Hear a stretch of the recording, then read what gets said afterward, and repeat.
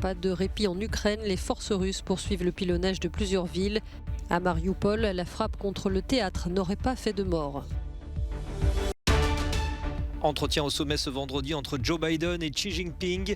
Américains et Chinois ont tenté de rapprocher leurs positions sur le conflit en Ukraine. 60e anniversaire des accords d'Évian, un passé douloureux entre la France et l'Algérie.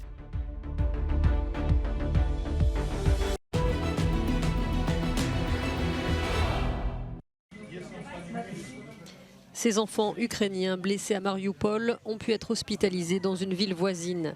Depuis le début de la guerre, les bombardements russes sont particulièrement violents sur cette cité portuaire stratégique. Mercredi, le théâtre de la ville a été bombardé.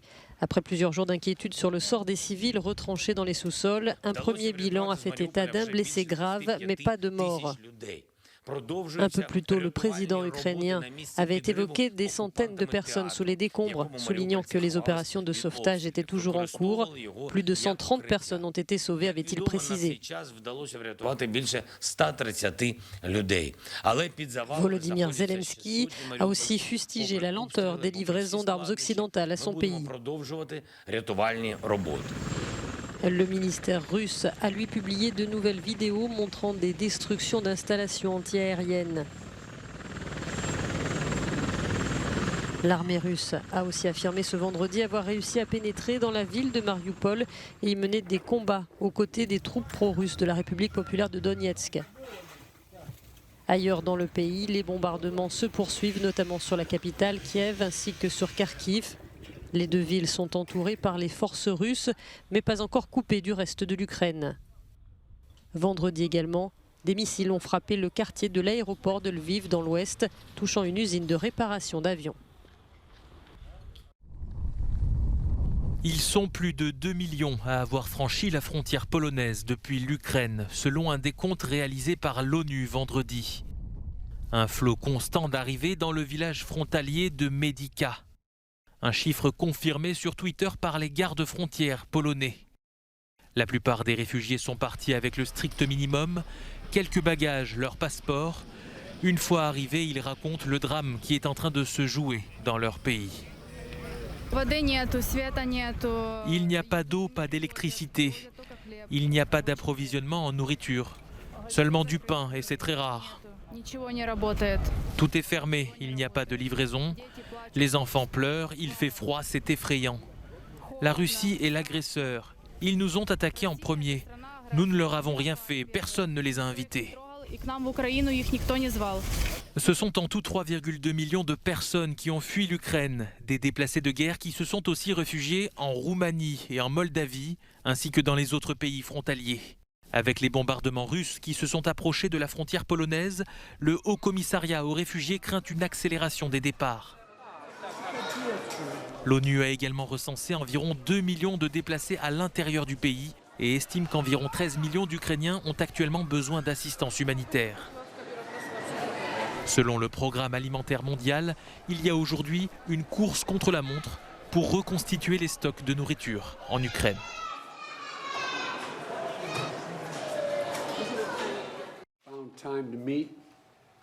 2 heures, c'est la durée de l'entretien qui s'est déroulé ce vendredi en visioconférence entre Joe Biden et Xi Jinping. Pas suffisant pourtant pour rapprocher les positions du président américain et celles de son homologue chinois sur le sujet brûlant de l'invasion de la Russie en Ukraine.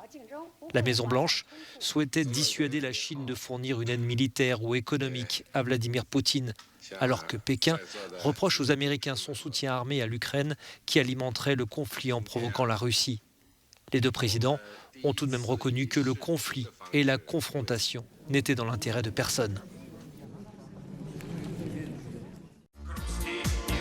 Le stade olympique de Moscou, plein à craquer et envahi de drapeaux russes.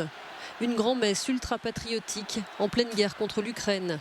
Le régime russe a ainsi célébré ce vendredi le 8e anniversaire de l'annexion de la Crimée ukrainienne. Point d'orgue du spectacle, le discours du chef du Kremlin. Vladimir Poutine a répété les raisons pour lesquelles il a ordonné ce qu'il nomme une opération militaire spéciale en Ukraine. Selon une rhétorique bien rodée, il a rappelé la nécessité de, je cite, dénazifier le pays, accusé de perpétrer un génocide contre les populations russophones. Sauver les gens de cette souffrance, de ce génocide, c'est la principale raison, le principal motif et le but de l'opération militaire, a-t-il clamé. Dans son discours, il a célébré le retour de la Crimée à la Russie en 2014 et salué l'héroïsme des forces russes engagées en Ukraine. Plus de 200 000 personnes ont assisté à ce grand gala ponctué de chansons patriotiques. Des personnalités politiques, des sportifs et des artistes sont montés sur scène, multipliant les messages d'allégeance à Vladimir Poutine. Reste un couac dans cet événement, la retransmission télévisée du discours du maître du Kremlin a été interrompue inopinément. La diffusion de l'intervention a repris en différé 15 minutes plus tard. Une panne technique a été évoquée. L'invasion de l'Ukraine par la Russie est un obstacle de plus vers les étoiles. Quelques mois avant son lancement, la mission ExoMars de l'Agence spatiale européenne, qui vise à explorer Mars, a été suspendue suite à l'arrêt de la coopération avec l'agence spatiale russe Roscosmos. La décision a été prise d'annuler ce lancement dans les circonstances actuelles, notamment à cause des sanctions imposées par nos États membres. Et cela rend aussi politiquement impossible d'avoir un lancement d'ExoMars en septembre.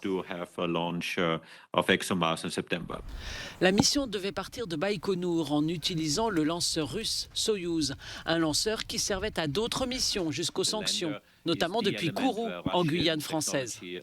L'ESA envisage aussi désormais de se rapprocher de la NASA. On nous a demandé de lancer des études techniques pour voir quelles sont les options en termes d'Europe seule ou d'Europe avec d'autres partenaires. L'avenir de la mission, qui avait déjà été retardée en raison de la pandémie, est incertain. En raison de l'alignement des planètes, la fenêtre de tir vers la planète rouge s'ouvre une fois tous les 2 ans.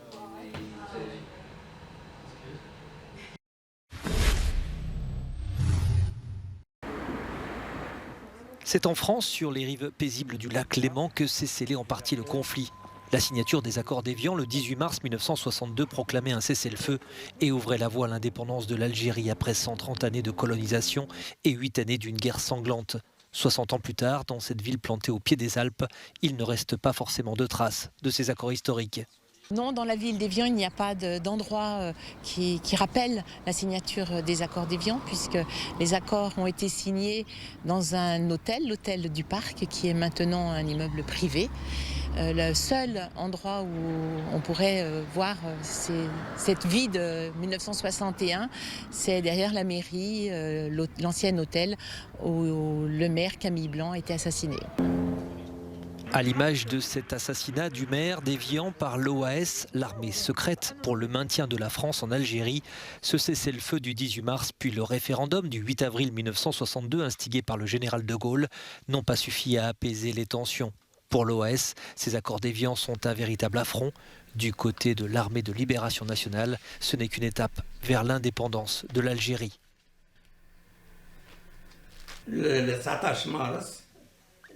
Pour nous, soldats, officiers et commandants, le 19 mars était un jour ordinaire qui ne méritait pas d'être mentionné, car nous étions toujours dans une guerre en cours.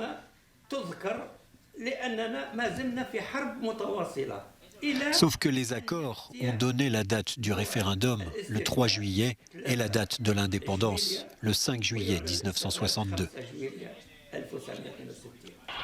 60 ans après, ces accords d'Évian continuent de faire débat car le conflit a fait encore de nombreuses victimes jusqu'à l'indépendance de l'Algérie en juillet 1962. Cet anniversaire, célébré samedi par Emmanuel Macron, est une occasion pour le président français de réconcilier les mémoires. Côté algérien, son homologue Abdelmajid Tebboune espère que cette commémoration va permettre d'aborder enfin, de manière équitable, cette période de l'histoire.